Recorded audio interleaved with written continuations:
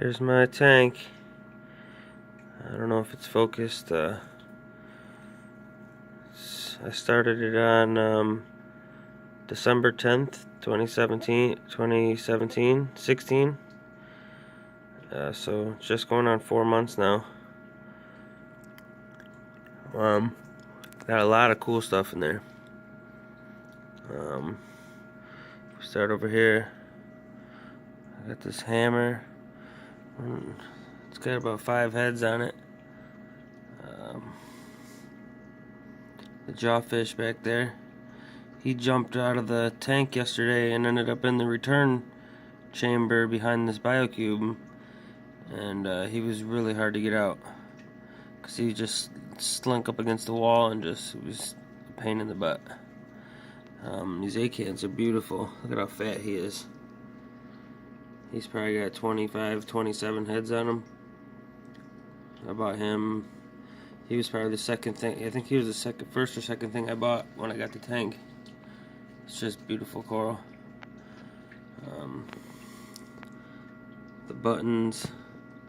These guys right here are fighting. As you can see, it's blocking the bottom of that acan, and little white tentacles come out of that acan and start killing the or eating on the button. Here we got some Sunny D's in the front, some Fruit Loops in the back. I'm not sure what these pink and yellow. I'm colorblind, so I'm limited to what I can see.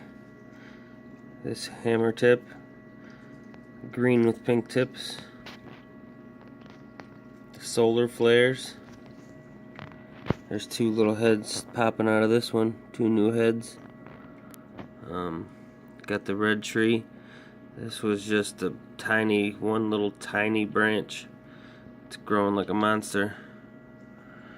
Got the Favia up here. It's like a highlighter yellow with some blue, I think. Michigan colors. Go Michigan. Got the spiky mushroom. Not sure what it's called. It's got a bird nest growing on it. Not sure what those zoanthids are, but they're growing like weeds too. Probably popped up 4 heads in the last month. And over here, there's I believe a Favia, the blue guy here. I'm not sure what those zoanthids are up there. There's another one. These are some beauties right here. You can see it's wide open now. Those ones up top are cornbreads, rock stars. Yeah, they're pretty sweet. They've popped out. There's 6 heads. There's a whole bunch of heads underneath those. Picked these up yesterday. Some orange Bam Bams. They're really nice and light under the black light. Alright, and then here I got the fluorescent candy cane. Next to them, I picked these up yesterday. It was $40 for those 2 heads, so $20 a head. Candy apples. Not sure what these are. I'm not sure what those are. These things get huge. Those pallies in the back, they get monstrous. And then starting at the top up here, back in the back, those are blonde-haired, blue-eyed bitches, or blondies. Then there's the fire and ice. And then I got this Montipora. I don't know if it's dying or if it's getting better. It looks like there's new growth on it though. It's supposed to be like super bright highlighter pink with little blue dots everywhere. I don't know if it's happy or sad or dying. I don't know. Next to it here are these watermelons. And then next to that are goblins on fire. Pink zippers. Black holes. Let me back out here.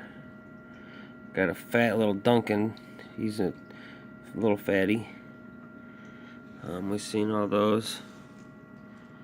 And I got the pulsing xenia. which I just put on its own platform.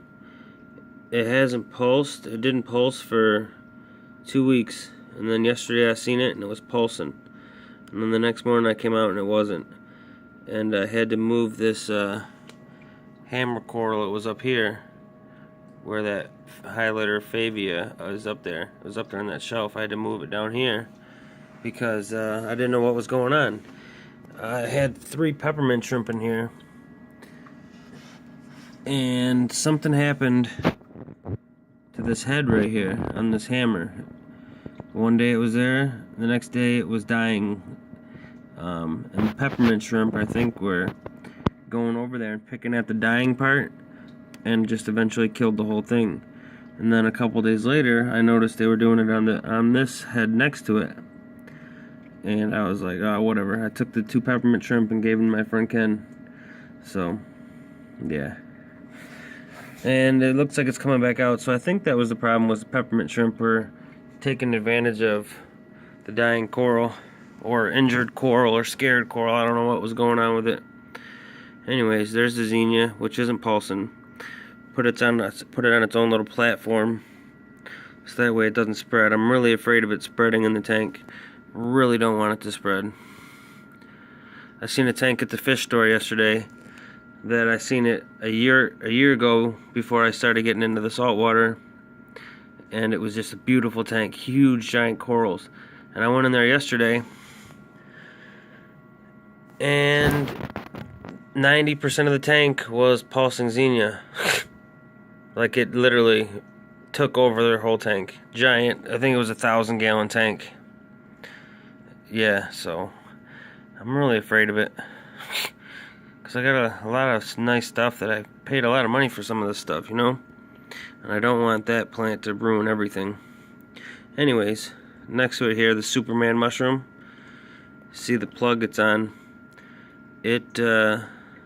It started acting really funny, spitting out little strings and turning inside out. And it just started walking. It didn't like where it was on the plug, and it's walking off of it and going onto that rock. Which is cool, I guess. Yeah, I wish he would leave one of his boys on there so I could get rid of that, or have a second plug, you know, with one on there. But I think he's just gonna come off and leave it. So we seen all this stuff, huh? We seen stuff up there. What about my fish? Look at that tang I got yesterday. He's freaking beautiful fish. He's cool. He gets along with everybody. He pecks away all day. He's a pretty fish. A Tomini tang. I think that's what they call them. Then I got the Nemo out back there. I got some colony of everlasting gobstoppers. I got the cleaner shrimp. I got a peppermint shrimp in there. You saw the jawfish, didn't you guys? I don't know where the jawfish is at. He's been moving around a lot. The acans are beautiful, ain't they? Look how fat they are.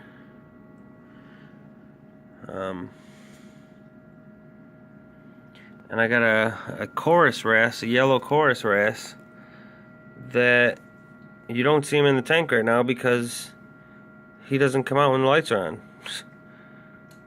He waits for the lights. He'll come out, poke his head out around 7, 8 in the morning, and stay out. I got him to stay out till 2 o'clock in the morning yesterday. I was hoping to trick him with the lights, leaving it on. But nope, he just gets tired around 8, 9 o'clock at night and dives under the sand. When the lights come on, he's under the sand. When the lights go off, he's out swimming around. I tried tricking him, like when I seen him out during the day. I tried to turn the lights on so that way he was out with the other fish. So all the other fish came out. And he hung out for quite some time, you know, until 2 in the morning, but he just went back under the sand. So I don't really know what to do with him. I don't want to mess with the light schedule too much. Oh, I didn't even mention the crabs, huh? I got a porcelain crab right here. It's kind of... You see him back there. See him right here. He's cool. He's just chilling. He's not even eating right now. And then I got a pom-pom crab,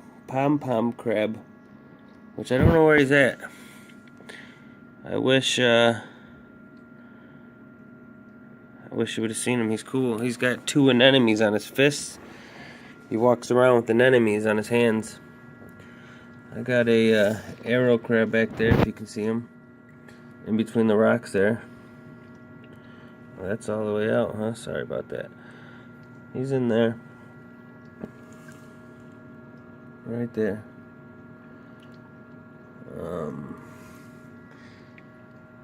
Yep. So I got 4 fish, but you really only see 2 of them, 3 of them throughout the day. Alright, well, I'm at 10 minutes here. Let me see. Peace.